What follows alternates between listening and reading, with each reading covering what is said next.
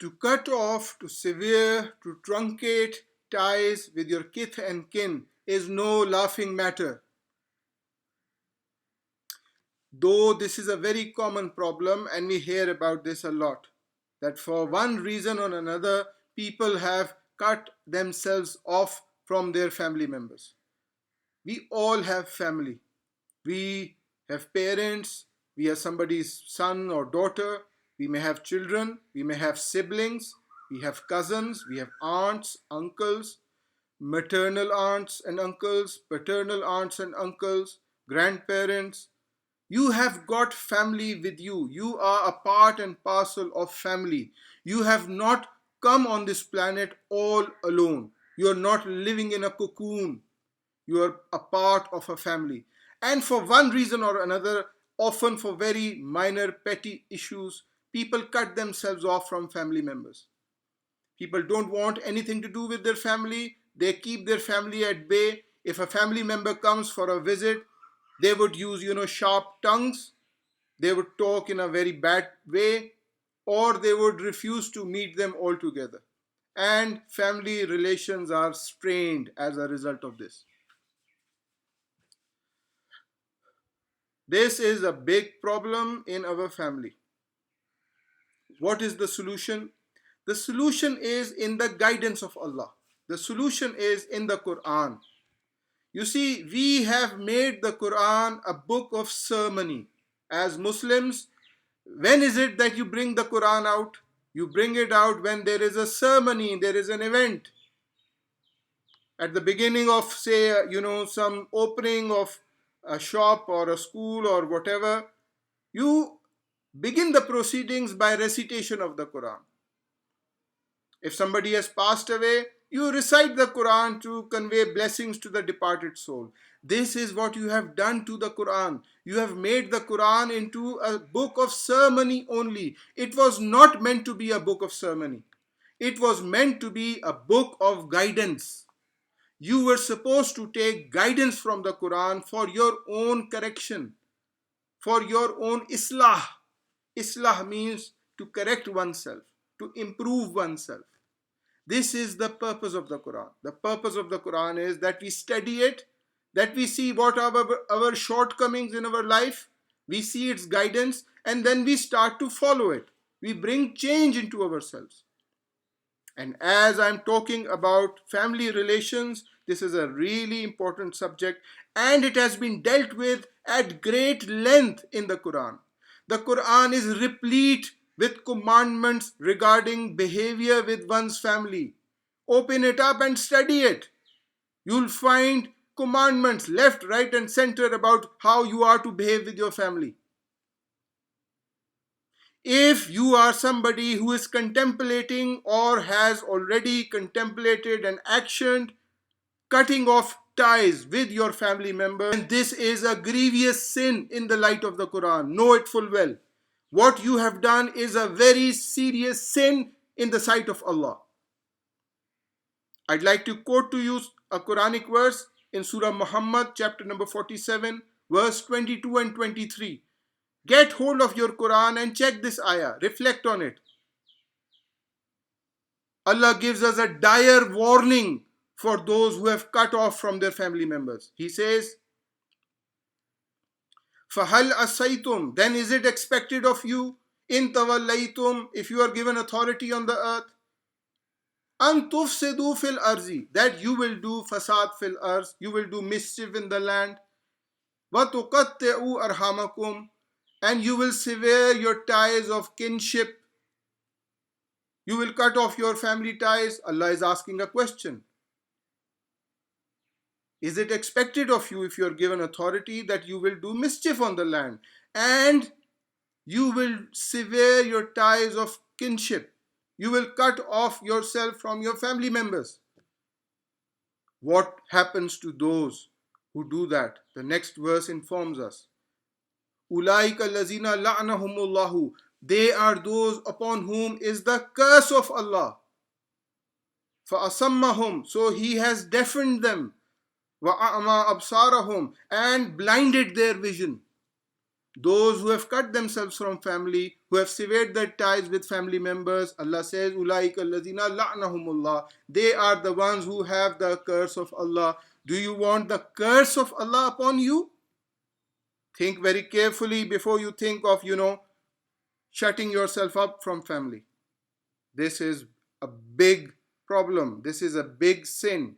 It is a serious sin. It has dire consequences. To break yourself from your family, to cut yourself from family members is a serious sin in the sight of Allah. You will get the curse of Allah, la'natullah. You don't want that, do you? So don't do that. Don't cut yourself from your family members. Your family has got rights. They have got rights. You have obligations towards them. And the Quran gives us commandments for that. What are those obligations?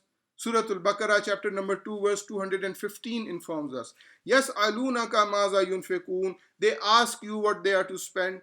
Qul ma anfaqtum min khairin. Say whatever you spend from good things. Falil walidaini. It is for parents. Wal aqrabina, and for the relatives. Wal yatama, and the orphans. Wal masakini wabna sabil, and the indigent and the travelers. وَمَا تَفْعَلُوا مِنْ خَيْرٍ فَإِنَّ اللَّهَ بِهِ أَلِيمٌ. Whatever good you do, Allah has full knowledge of it. Allah says, spend from your wealth on your parents, number one, and on relatives. If you have got surplus wealth, if you are a man of means or a woman of means, from your wealth, your relatives have a right. Support them financially. Give them something in whatever way you can. Or just invite them for dinner, feed them once in a while. This is the command of Allah. This is what the Quran says. This is what we have to do as believers, as Muslims. Another order is given in chapter number 4, Surah An-Nisa, verse number 36. Wa'budullaha, and serve Allah. Wala tushriku bihi shay'an, and associate nothing with Him. وَبِالْوَالِدَيْنِ إِحْسَانًا, and do good to your parents. وَبِذِلْ قُرْبَى, and with your relatives. وَالْيَتَامَى, and the orphans. وَالْمَسَاكِينِ, and the needy. وَجَارِ ذِي الْقُرْبَى, and the neighbor who is your relative. وَجَارِ الْجُنُوبِ, and the neighbor who is farther away. وَالصَّاحِبِ بِالْجُنْبِ, and the companion at your side. وَابْنِ السَّبِيلِ, and the traveler. وَمَا مَلَكَتْ أَيْمَانُكُمْ, and those who are under your authority. إِنَّ اللَّهَ لَا يُحِبُّ مَنْ كَانَ مُخْتَالًا فَخُورًا. Indeed, Allah does not love those who are self-deluding and boastful. This is a big problem, fakhr in Arabic. You boast, you think of yourself or somebody. Some people get successful and rich for one reason or another, and then when they have poor relatives in the family, they look down upon them. They are boasting, these mean people, these miserable people, what have I got to do with them? I will move in my status, people of high status. And you ignore your relatives, you ignore them, you cut yourself off from them. Allah says, Allah does not love such people. Inna Allaha la yuhibbu man kana mukhtalan fakhura. Allah does not love those who are deluding and boastful. Don't do that. Don't cut yourself from your family, boasting yourself to be, somebody. You are nobody. You are a nobody. So the order in this ayah is that وَبِالْوَالِدَيْنِ إِحْسَانًا وَبِذِلْ قُرْبَى. Do ihsan, do good behavior, excellent behavior with your parents and with your relatives. When your relatives come to meet you, meet them. If they have, a bereavement, you go and console with them. If they are sick, you should go and visit them. If they need financial help and you are able to help them, do go and help them. Do not cut yourself off from your family. Don't do that. Surah Bani Israel chapter 17 ayah 26. Allah says, وَأَتِزِلْ قُرْبَى حَقَّهُ, and give to the relative his right. حَقَّهُ, his right. وَالْمِسْكِينَ, and also the poor. وَابْنَ السَّبِيلِ, and the traveler. وَلَا تُبَذِّرْ تَبْذِيرًا, and do not spend wastefully. Don't spend your wealth wastefully. Don't squander your wealth. Spend it where it is needed. If you have got a surplus, your needs have been met and you have a surplus, give that surplus to your relatives who are needy, who are poor. Share your wealth with them. This is their right. This is their right. If you don't do it, Allah will question you on the day of judgment. Don't think you will go away scot-free. Give your wealth to your needy relatives. If you have got surplus wealth, spend money on them. This is the command of Allah. And another obligation that is upon you as a believer is mentioned in Surah Shura, chapter number 26, verse 214. Wanzir ashiratakal akrabin, and warn your closest relatives. This is an order given to Muhammad sallallahu alaihi wasallam to warn, to admonish, to give the message of Islam, to invite to Allah the nearest relatives. If you have relatives, you also have a duty and an obligation to invite them to Islam, to give them the message of the Quran, to educate them. Even if they are non-Muslims, you are not to cut off. How can you educate your non-Muslim family members if you have cut yourself off from them? Whether your family members are Muslims or non-Muslims, you have to be in touch. You have to remain in touch.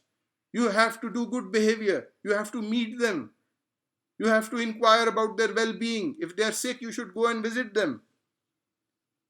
You should invite them over for a meal. If there is Eid, the whole family should have a meal together. There are many families who don't even do that nowadays. And you've got this social media and Facebook and whatnot. People just send Eid Mubarak on Eid day and that's it. No, no, no. Meet your family members. Get the whole family together. I know life can be very busy, but once or twice a year, when you have Eid, at least the whole clan should sit together and they should have a meal together. It's not difficult, it's doable, it's workable. Work on it. Make this a target and a goal. So I would like to repeat the Quranic rulings on behavior with family members. I'd like to repeat that. And I would like you to obtain a Quran and check these up and reflect and ponder upon them with a view to acting on these, with a view to act upon what you have learned, to put this into practice. Chapter number 47, verse 22-23 inform us that those who sever their ties of family, they have the curse of Allah. Chapter number 2, verse 215 informs us that we are to spend from our wealth on our parents and our relatives. Chapter number 4, verse number 36 informs us that we have to do ihsan, good behavior, with our parents as well as our relatives. Chapter number 17, verse number 26 says that give your near relative his right. He has a right. You're not doing somebody a favor, If you're sharing your surplus wealth, don't expect something in thanks. Don't expect a pat on the back. You are doing it as of right. You are giving him what belongs to him. This is his right. You have a surplus, he doesn't. So you share your surplus with him. This is his right. And you also have an obligation to educate your family members about al-Islam. You have to call them to Allah. You have to give them da'wah. Wanzir ashiratakal akrabin. The Prophet ﷺ was told, and admonish your nearest relatives. In his footsteps, we also have to do the same. Thank you for listening. Assalamu alaikum wa rahmatullahi wa barakatuh.